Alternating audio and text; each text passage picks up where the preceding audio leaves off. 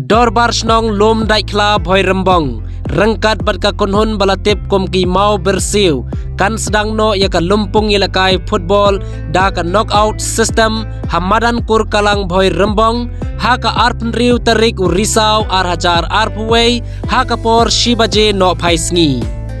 ki konhun yelekai ki ban yakhun ha ka sngi sedang kinlong hapdeng ka lamare FC Persha ya ka Mausir FC bat ukongsan banwan pli unlong uba ngait lang thar MLA Barim ka Umroy constituency bat on sanran lang do uba rangkensai Kharbuki MDC ka Umroy constituency ku musembut kongsan rengkat bat uba RB Shadab Presiden ka Riboy Dorbar